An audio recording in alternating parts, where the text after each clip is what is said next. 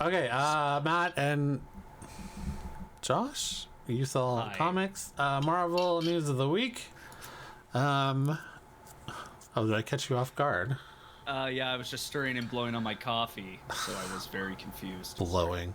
Okay, so some new Marvel comics are launching, or at least events. Someone wants to play Storm, and we'll go from there. Yeah. Okay, so PWYS hopes to play Storm in X-Men Reboot. Doesn't expect to return for new Jurassic World movie. PWYS narrowly missed out on playing Maria Rambeau in Captain Marvel when a scheduling conflict forced her to part ways with Marvel. Oh, I didn't know that. Did you know that? No. That she was really but the Jurassic World Dominion actress is hoping to get the opportunity to join the MCU in a different role. In a recent interview with the movie Dweeb, Wise was asked about the possibility of suiting up as part of a superhero franchise and made it clear that Aurora Monroe, aka Storm, is the only character she would be interested in playing. Storm is the only Marvel character I'm interested in. It's the only Marvel character that I've ever been interested in. I think we're going to single-handedly make that happen, and I thank you for that. Oh. Well, she was also interested in Monica Rambeau because she was signed up for it. Yeah. Marvel Studios does have an X-Men reboot in development, but updates have been far and few between since the news broke that the writers were pitching ideas for the project last year. Some progress may have been made since, or of course, but casting is still likely a long way off. Still, Wise does seem to be a fan favorite pick for the part and can count previous Storm actress Alexandra Shipp, who played the character in Apocalypse and Dark Phoenix, among her supporters. Yeah, I mean, the Jurassic movie's been pretty shit. Since Spielberg left. But he still produced those, did he not? Yeah, his company's involved in producing it, but he's not directing or writing. His name was on. Well, no, yeah, but his name was on executive producer. What the fuck was he asleep during those sessions? It's a money play. It's. I know, but like, fuck, man. Like the last one was so take it or leave it. We had two universes colliding. Like. And I don't remember was it a multiverse thing? I don't even remember.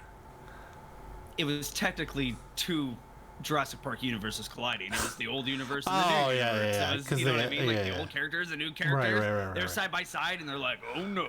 It's funny how it's funny how we're so conditioned now to multiverse stories that I'm like, oh, was there some sort of multiverse crossover? No, just regular time this time. Oh, okay. Just regular. Oh god. Anyway, it wasn't great, and yeah. Yeah, she looks like she'd be fine to do the part. People want her. She would be I think she'd be I don't really remember her performance in Jurassic World movies. She's only been in the one, right? The last one? Yeah, she was only in the one. I thought it was the second one, the in-between one. She was the pilot, right? Yeah, I remember that. Okay. Which one was Dominion? Oh, it was Dominion. Okay, so she was... But the new one is called Jurassic World. So she's only been in one. She wasn't in the first Chris Pratt one. She was in the second Chris Pratt. Yeah. Yes. Yeah. She also looks like she could be Sana Staros. She could be from Star Wars. Oh. Han Solo's first wife. Oh, okay. Yeah, if they were going to do that, unless they bring back Alden Ehrenreich to be Solo again. Okay, moving on. Deadpool and Wolverine actor outlines the original plan for the third movie prior to the Disney takeover. Okay. Prior to Disney's acquisition, it's just weird seeing Fred Savage there, like on the ring from the Christmas, the PG one. Anyways, prior to Disney's acquisition of 20th Century Fox Studios planning a third Deadpool movie, but it would have been a very different threequel to Marvel Studios' upcoming Deadpool and Wolverine. We've heard a few things about Fox's ideas for the project over the years, but we're never sure exactly how close the movie came to entering production before the takeover. Now, Karan Soni, who will reprise the role of Dupinder in Deadpool and Wolverine, shared some intriguing new details.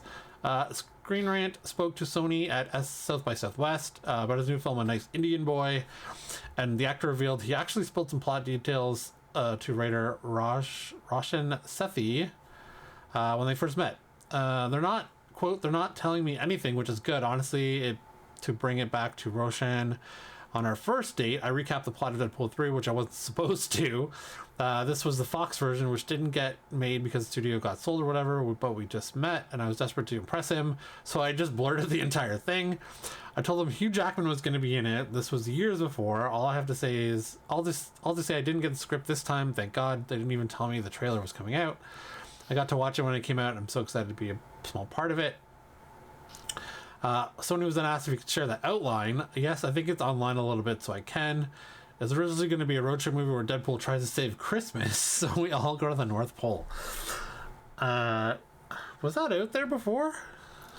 Like, I remember the road trip part, but I don't remember it being Christmas. No. Or anything about Christmas trying to save Christmas. Who is stopping Christmas? Yeah, I'm not sure. I don't know, unfortunately, on that one. Ryan Reynolds has previously mentioned the road trip premise, but this is the first we've heard of it. Deadpool 3 being a Christmas movie, of course, the Mark with the Mouth has already appeared in a holiday-themed PG-13 version of Deadpool 2, titled Once Upon a Deadpool. Did you ever watch that? I did not. I didn't watch it either. Yeah. Because the plot's not really different, right? It's just PG jokes. Pretty sure everything's the same. If it's not, people please let us know in the comments if it's worth a watch. Oh shit, I gotta check that now. So the movie opens July 26th, and I think we're all pretty excited for it. Very excited. Okay, moving on to comic news, because we're all about comics here. Blood Hunt is a new event coming from Marvel this May, all about vampires. Think you're setting us up for Blade?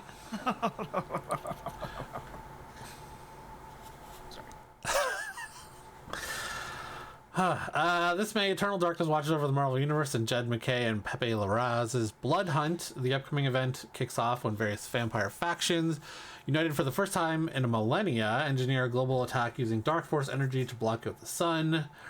Having lurked in the shadows of the Marvel Universe since its very beginning, vampires are now unleashed on humanity as heroes and villains alike to fall prey to their overwhelming bloodlust. That leads us to ask one very important question.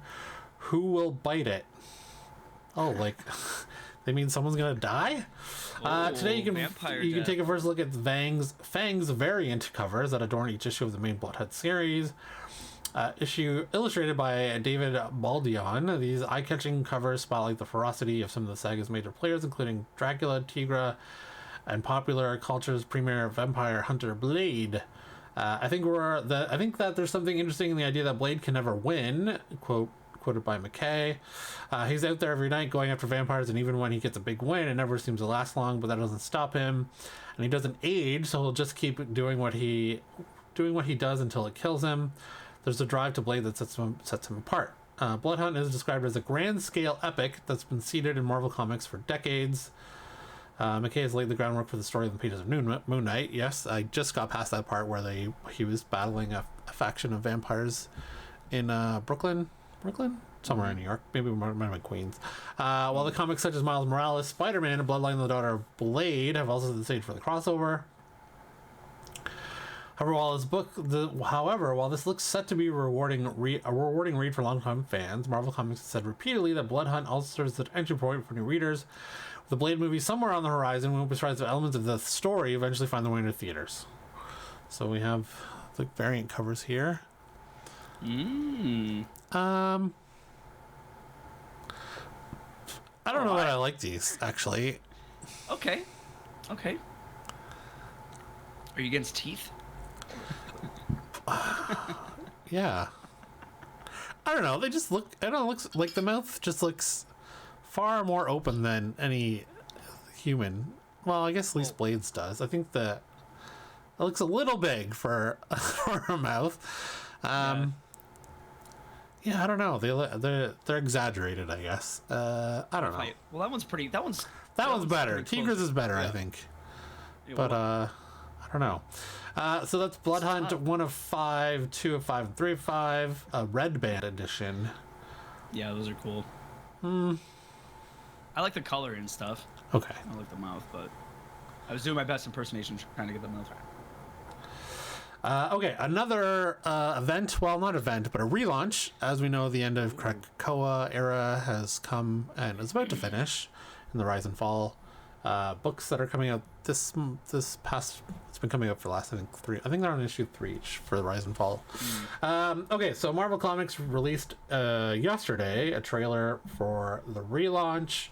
X-Men Marvel Comics reveals upcoming relaunch plans with 3 new titles and mutant teams. Marvel Comics will end the X-Men's Krakoan age later this year, but that's not going to be the end for these iconic characters. It's been announced yesterday. The team's new era will be centered around 3 flagship titles. Those are Jed McKay, Ryan Stegman's X-Men, Gail Simone and David Marquez's Uncanny X-Men, and Eve Ewing's and Carmen Carnero's Exceptional X-Men. Each will offer different explorations of the mutant mythos as they take Marvel's merry mutants into bold and untrodden territory. In X-Men, from their new base in Alaska, the team will raise a flag of defiance, will join Cyclops, Beast, Magneto, Psylocke, Kid Omega, Temper, Magic, and Juggernaut as they assemble against new forces battling for the destiny and philosophy of the mutant species. Mutant business is their business. It's not just those 3 titles in this relaunch. There's a lot. My X-Men title is where we'll see the first inklings of what X-Men will look like in 2024. I'm very excited for you guys to see it when it comes out. If you look at that lineup, there are a group of people who are not well suited to integrating into the world, and in these books, we'll see what that means what it looks like going forward. Meanwhile, in Uncanny X-Men, this team will make themselves at home in the Big Easy, protecting a world that hates and fears them. Readers will join Rogue, Gambit, Nightcrawler, Jubilee, and Wolverine with the X-Men back to saving the day in mutant style. I think X fans are special in what we identify with having something different about us, Simon teases, and you're going to feel that in this book and what it means to have that thing about you that's different or exceptional. We go deep into the emotional part of that. And last, as for Exceptional X-Men, Kate Pryde returns home to Chicago following the war with Orcus. Having stepped away from the world of mutantdom, she is nevertheless called back in action as she crosses a path. The trio of new young mutants, Borns? Maybe that meant bronze? Borns, Axo, and Melee, who clearly need training and guidance. Unfortunately for Kate, Emma Frost thinks so as well. Longtime fans of Kitty Pryde can count on the kinds of adventures they expect from her as a classic favorite. While I hope new and old readers alike will get to love this all new team of young mutants, Kitty, the one-time kid sister figure of the X-Men, has to reckon with her own memories, good and bad, being a child of Xavier as she navigates a role as leader and mentor for a new generation of mutants who are trying to make their way in a time of crisis. Clearly there's something here for everyone, though a few big names are missing. That's Magneto lurking in the background of X-Men, but there's no sign of Professor X, Jean Grey, or some other heavy hitters who have defined the Krakoan age. However, other upcoming titles include Phoenix, X-Factor, Storm, NYX, X-Force, and Wolverine, leaving plenty of room for those characters. This initial lineup is impressive, though, and you'll notice that Uncanny X-Men bears some resemblance to the heroes of the X-Men, or heroes seen in X-Men 97. So you can go watch a trailer on YouTube. So this is beginning summer 2024, I guess. I imagine this will also kind of go, well, unless Blood Hunt is only like a 1-month event. Like, it's kind of, maybe they'll run into each other, although, I don't know, maybe Blood Hunt ends in is only 2-month thing, and then July, this starts. But, yeah. I don't know why it says image upload there. So X-Men 1 goes on sale on July 10th, followed by August 7th and September 4th. Yes. The new Age of X-Men starts. Exciting. Yeah. I think we might be able to gauge what Marvel is thinking in terms of X-Men reboot in the MCU. Like, they usually, like in the last thing we read in Blood Hunt, they usually kind of telegraph some things of what elements they might take to incorporate into their movies.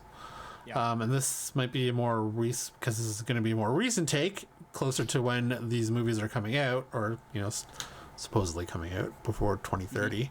Yeah, there might be some elements in there that we can look forward to in live action. Yeah. I think you're right. That they're setting the table. I wouldn't know if maybe setting the table, but more along the lines of contributing towards that. There'll be some story beats or elements maybe to we'll see in the MCU. Okay. So that's Marvel News of the Week, and thanks.